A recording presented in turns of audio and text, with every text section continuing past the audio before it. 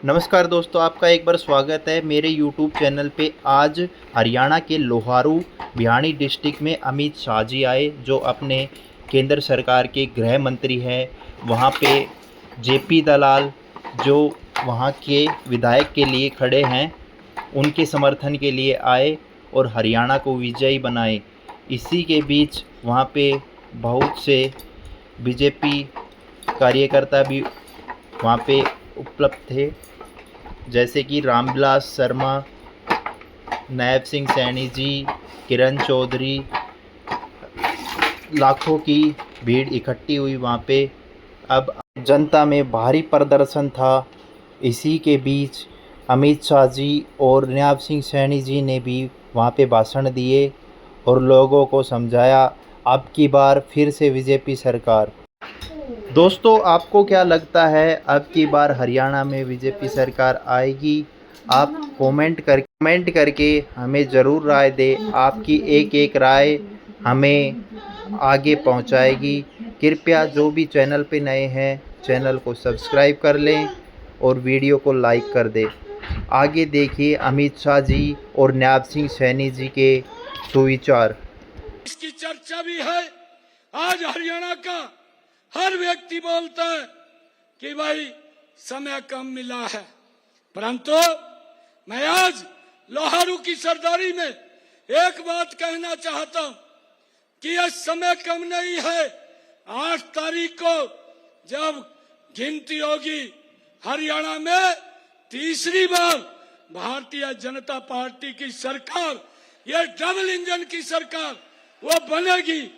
और कांग्रेस के लोग, भूपेंद्र हुड्डा, कांग्रेस के बड़े लोग ये बात बोलते हैं कि ये घोषणाएं कर रहे हैं।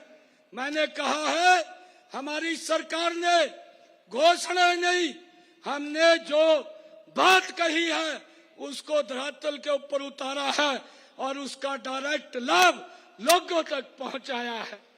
मैं जो ऐतिहासिक फैसले किए हैं आपके नेतृत्व के अंदर, मुझे खुशी है। यह किसानों की भूमि है, यह वीरों की भूमि है। हमने निर्णय किया कि अब की बार बरसात कम हो रही है, बरसात कम की वजह से मेरे किसान का ज्यादा खर्चा हो रहा है। यह निर्णय हमारी सरकार ने लिया कि उनके खर्चे कम होने चाहिए। प्रति एकड़ के हिसाब से 2000 रुपए पहुंचाने का किसान के खाते में यह निर्णय भी हमारी सरकार ने लिया है। ये कांग्रेस के लोग ये झूठ का सहारा लेकर के भाइयों लोगों का बरगड़ा करके वोट लेने का काम करते हैं। उनका नकाब उतर चुका है और ये बोलते हैं कि घोषणाएं हो रही हैं।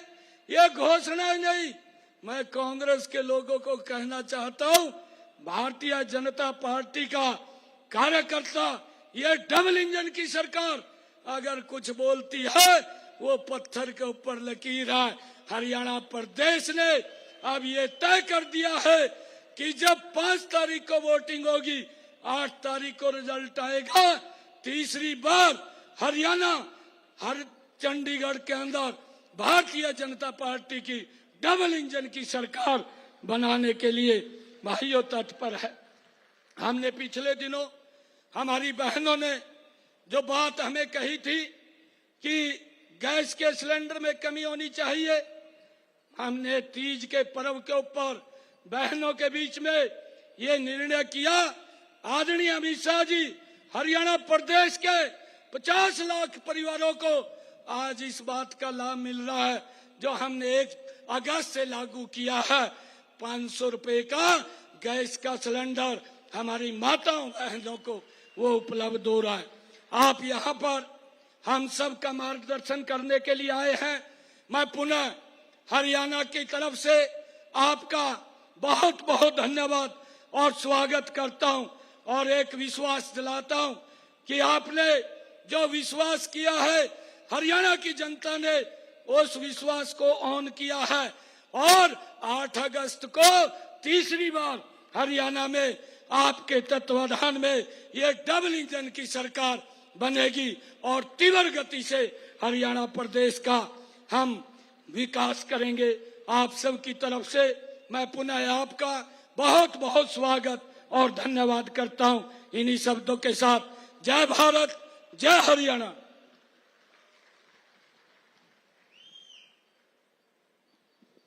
बहुत बहुत धन्यवाद आदरणीय मुख्यमंत्री जी।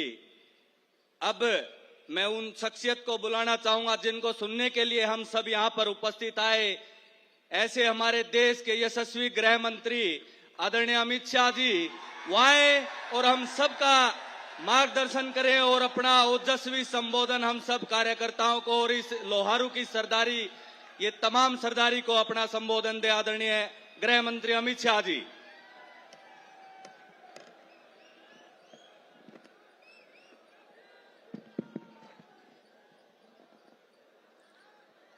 मेरे साथ बोलिए, भारत माता की।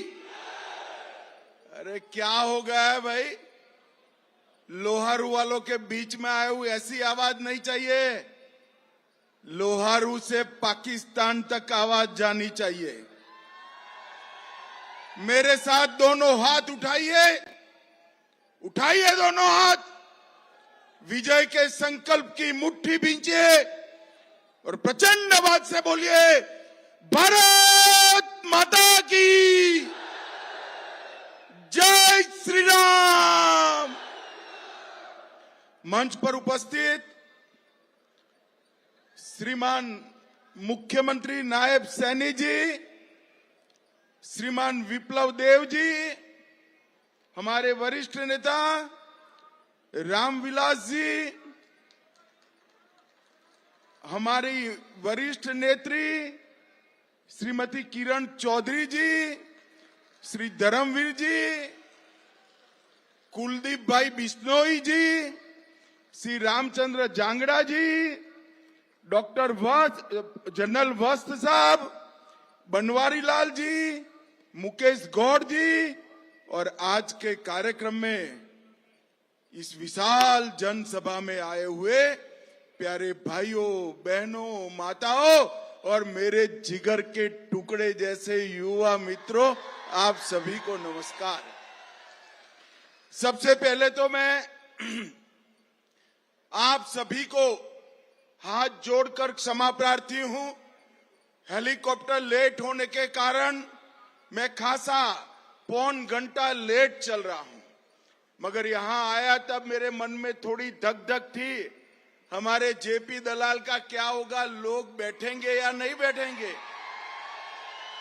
अरे भाई, लोहारू वालों ने तो कमाल कर दिया, पूरा पेंडोल भरकर पेंडोल के बाहर जनता खड़ी। भाइयों बहनों, मैं मां भवानी और यहाँ की प्रसिद्ध पहाड़ी माता के मंदिर को प्रणाम कर कर मेरी बात की शुरुआत करना चाहता हूं। मैं छोटी काशी में आया हूं, तब मैं बताना चाहता हूं भाई, ये हरियाणा कहने में तो, देखने में तो हमारा एक छोटा सा प्रदेश है, दिल्ली के नजदीक है, परंतु पूरा देश हरियाणा को 3 बातों के लिए याद करता है। सबसे पहले मैं मातृशक्ति को प्रणाम करता हूं, क्योंकि आजादी के बाद जितने भी मोर्चे पर जवान गए, इसमें सबसे ज्यादा जवान मेरी इस वीर भूमि हरियाणा के गए हैं। वीर भूमि, जब देश में खाद्यान्न का इंपोर्ट करना पड़ता था, आयात करना पड़ता था, और देश को जब जरूरत पड़ी तब खाद्यान्न के भंडार भरने का काम भी मेरे इस हरियाणा के किसान ने किया है। और भाइयों बहनों, अभी ओलंपिक हुआ, पैरा ओलंपिक हुआ, पैरा ओलंपिक हो या ओलंपिक हो, जब भारत का नाम तालिका में आता है, हमारा हरियाणा सबसे ऊपर होता है। हरियाणा ने धाकड़ वीर जवान दिए, धाकड़ खिलाड़ी दिए, और धरती के सीने से पूरे देश की भूख को भरने वाला, अनाज पैदा करने वाला, जगत का तात देने का काम भी हमारे हरियाणा ने किया है। और मोदी जी ने ये तीनों क्षेत्र के अंदर 10 साल के अंदर हरियाणा के मूड की तरह किसान के लिए, खिलाड़ियों के लिए और बाकी सब चीजों के लिए विकास करने का काम किया। मैं यहां आया हूं तब मैं चौधरी बंसीलाल जी को भी प्रणाम कर कर उनका स्मरण कर कर बात करना चाहता हूं। मगर लोहारू वालों, मैं आज यहां से हुड्डा साहब को पूछना चाहता हूं, हरियाणा सेना में सबसे ज्यादा जवान भेजने वाला प्रदेश है। 40-40 साल से सेना के जवान मांग करते थे कि हमें 1 रैंक 1 पेंशन चाहिए, कांग्रेस पार्टी नहीं देती थी। इंदिरा जी ने नहीं दिया, राजीव गांधी ने नहीं दिया, सोनिया मनमोहन ने नहीं दिया। आपने मोदी जी को प्रधानमंत्री बनाया, 14 में बनाया, 15 में 1 रैंक 1 पेंशन देने का काम नरेंद्र मोदी जी ने किया। अभी अभी एक योजना लेकर आए हैं अग्निवीर की, एक कांग्रेस वाले और विशेषकर राहुल बाबा राजनीति कर रहे हैं। मैंने सैनी जी को कहा कि सैनी जी अग्निवीरों का अफवाह फैला रहे हैं। भारत सरकार के गृह विभाग ने, देश भर की पुलिस ने 20% रिजर्वेशन दिया है, सबको पेंशन वाली नौकरी मिलने वाली है। मगर आप क्या करोगे? उन्होंने कहा हरियाणा के जितने भी अग्निवीर है वो सभी को मैं हरियाणा सरकार में नौकरी दे दूंगा, नौकरी दे दूंगा। मैं आज हरियाणा के युवाओं को कहकर जाता हूं, ये हुड्डा एंड कंपनी जिनका काम झूठ फैलाना है, वो कह रहे हैं कि अग्निवीर का बाद में क्या होगा। मैं जो बोलता हूं वो करता हूं, और मोदी जी जो इशारा करते हैं वो भी हो जाता है। मैं आज कहकर जाता हूं, हरियाणा के एक भी अग्निवीर को वहां से अगर वापस आना पड़ता है तो नौकरी के बगैर का नहीं रहेगा। इसकी जिम्मेदारी भारतीय जनता पार्टी की है। भाइयों बहनों, सेना को सशक्त करने का काम नरेंद्र मोदी जी ने किया। अभी हमारे कश्मीर में भी चुनाव चल रहा है, राहुल बाबा वहां गए और उमर अब्दुल्ला के साथ समाधान किया। इनका एजेंडा क्या है? हम सारे आतंकवादियों को चुनाव के बाद छोड़ देंगे, हम पाकिस्तान के साथ वार्ता करेंगे, हम टेररिज्म के लिए जो प्रतिबंधित संस्थाएं करी है उस पर से प्रतिबंध हटा लेंगे। ए राहुल बाबा, सुन लो हमारी बात। ऊपर नरेंद्र मोदी बैठे हैं, नीचे भी आपकी सरकार नहीं बनी है। जब तक भारतीय जनता पार्टी है, कश्मीर के ऊपर आंख उठाकर कोई देख नहीं सकता मित्रों, देख नहीं सकता। मुझे बताओ लोहारू वालों, धारा 370 हटी, अच्छा हुआ या बुरा हुआ? अरे जोर से बोलो, अच्छा हुआ या बुरा हुआ? ये धारा 370 वापिस लाना चाहते हैं हुड्डा साहब। ये लोहारू वालों पूछ रहे हैं, आप धारा 370 के बारे में क्या बताओगे? मैं बताता हूं, हुड्डा जी हो या राहुल जी, जितना भी जोर लगा दे, मोदी जी पर भरोसा कर रहा, धारा 370 कभी वापिस नहीं आएगी, कभी। ये कश्मीर के लिए 370 हटाई, उसका जिक्र कर रहे हैं। अरे राहुल गांधी, हम तो वो पार्टी है जो मानती है पाकिस्तान वाला कश्मीर भी भारत का है, हिंदुस्तान का। भाइयों बहनों, हजारों हरियाणा के युवान हमारे कश्मीर को बचाने के लिए शहीद हुए और ये लोग कश्मीर में फिर से आतंकवाद लाना चाहते। हम सब तय करें कि एक बार कांग्रेस को इस मुद्दे पर जवाब देना है।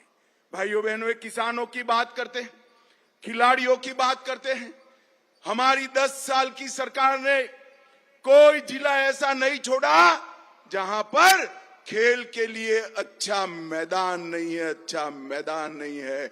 और मेरी नायब सिंह से बात हुई है, इसके बाद हर ब्लॉक में, हर तहसील में खेलने की और कोचिंग की सुविधा भारतीय जनता पार्टी की सरकार करने वाली है। और मैं आज हुड्डा साहब को पूछना चाहता हूं, हुड्डा साहब, आपने भी कोई कम राज तो नहीं किया, यहां काफी समय राज किया। आप बताइए, आप एमएसपी पर कितना खरीदी करते थे?